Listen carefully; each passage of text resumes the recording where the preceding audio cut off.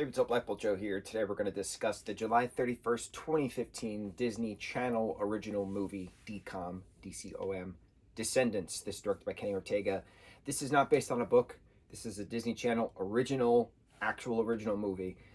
Two writers started the franchise that's been going on for 9 years. So we just talked about School of Secrets, which was the prequel lead up, mini shorts between like commercial breaks on Disney Channel of like what Ordon Prep is about and like what's happening, and then these villain kids from the island of the lost are coming to the mainland, Ordon, and so like what's happening, right? It's alluded to because they sing Be Our Guest in this, that this Ordon is actually France. So the island is the south of France, by that math. I'm just assuming. Now, Dove Cameron is the actress who plays Mal, who is the daughter of Maleficent, played by Kristen Chenoweth. You have Sophia Carson, who plays Evie, who's the daughter of the Evil Queen. You have Cameron Boyce playing Carlos, who's the son of Cruella de Vil.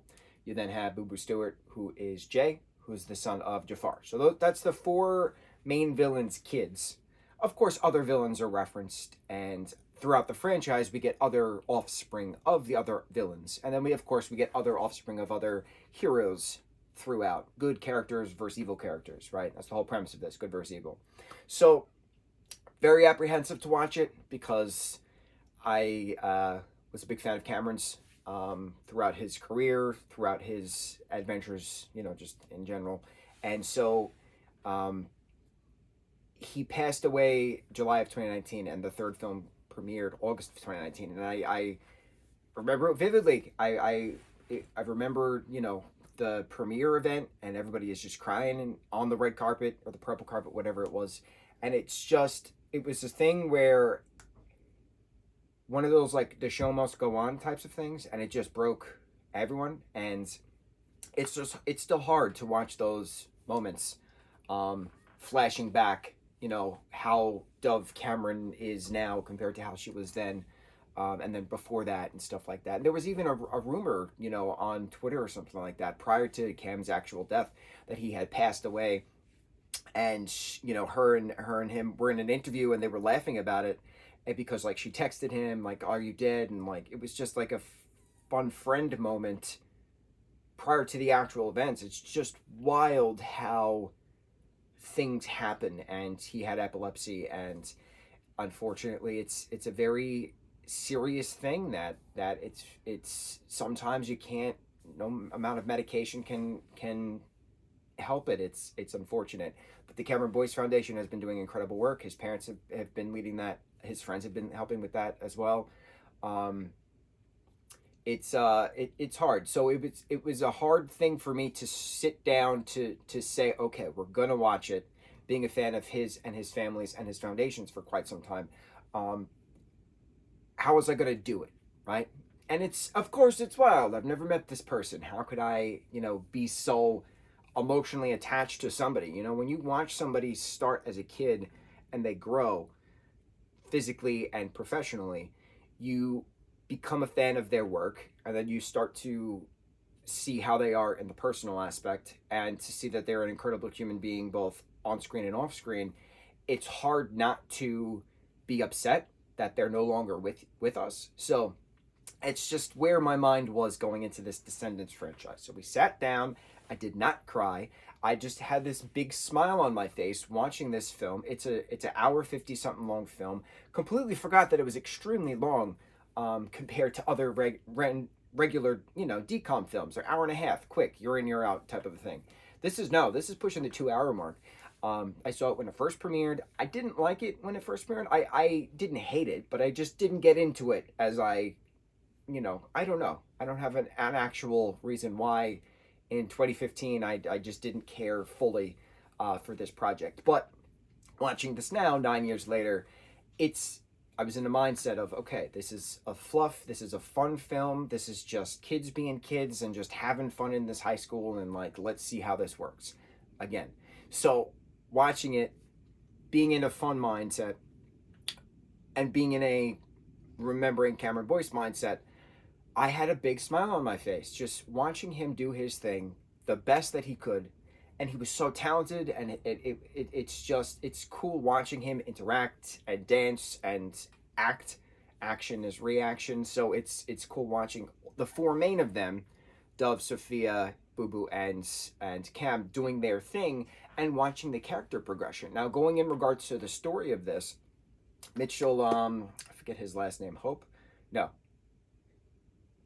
Ben, who plays Ben? I think his first name is Mitchell.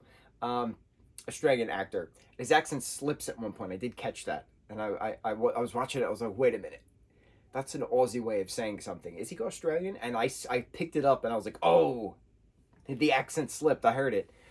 Anyway, everybody does a great job with the characters they're given. Ben Hope. Oh my God, I'm so sorry. Ben Hope is played by Sebastian Croft in Heartstopper. Woo!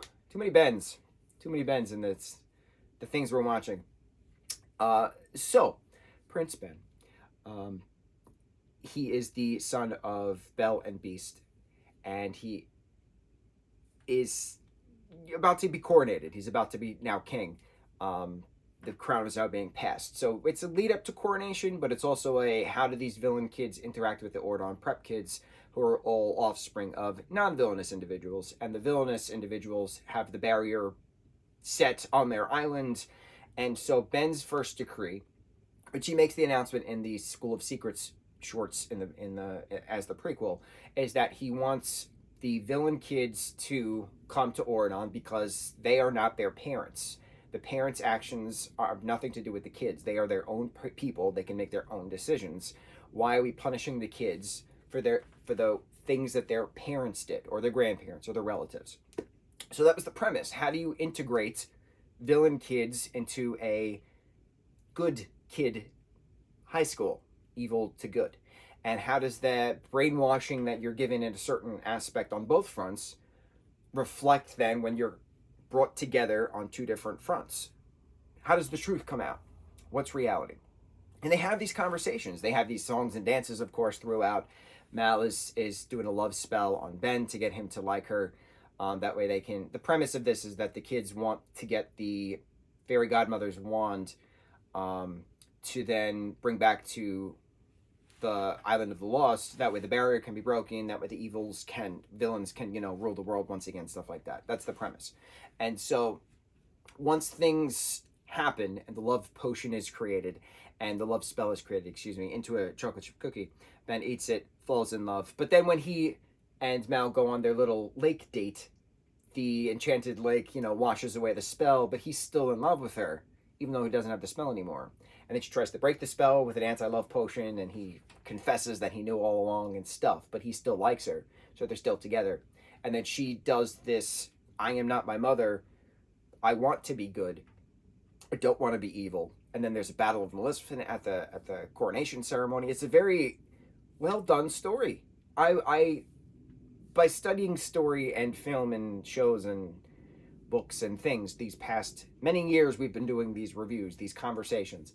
I've noticed certain things that work very well in regards to character development, plot points, Act 1, Act 2, Act 3. This was very well put together. It had appropriate character development, had appropriate character placement, introducing characters here who are going to be relevant moving forward, etc. Certain conversations here, important moving forward, etc. The character dynamic in regards to Carlos as well. His mom is Cruella.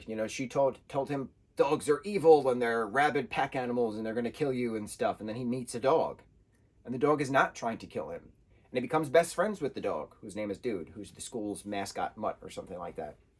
It's just, sometimes you have to learn things on your own. Sometimes the people that are telling you stuff is wrong. And the stuff that's wrong, you have to figure out what's real and not. And what makes sense and what doesn't make sense. What's propaganda and what's not propaganda. Sometimes it's okay to question. And that's what these villain kids were learning. And that's what's cool about it. It's the character development. And that's what the good school kids, the Ordon prep kids, were learning as well. That it's okay to be a little different. It's okay to be different. It's okay to not be okay. It's okay to like somebody that you aren't supposed to like. It's stuff like that. It was a very good conversation film. Very well done. Dancing was absolutely incredible. Music was wonderful. Everybody is very talented in regards to their singing capability. So I'm very excited to see the rest of the franchise, which I've never seen. I've only seen this. The only thing I've ever seen back when it first aired, July of 2015. And that's it. I saw it once, never again. And this is a very interesting franchise moving forward. I hope the rest of the franchise, because I know it's both short films, I know it's TV specials, I know it's more short TV blips, I know it's both animation and live action. I'm hoping that it maintains that type of character development, that same kind of aesthetic, both visually and story-wise, in regards to how the characters are presented, life lessons along the way. I just hope it's not cheesy moving forward. And me, myself, and I are concerned about the fourth film that just came out because that's the least rated out of the reviews that I've been seeing. It has like a 4 something on IMDb, which is not good. So I'm concerned, but potentially by doing this marathon, everything will stay fresh in the brain, and the story is continuous. I hope. I hope it's only one universe as well. So let's hope. Let's see. Let's pay attention. Descendants 2015, awesome musical decom film. On to the next review. Mahalo.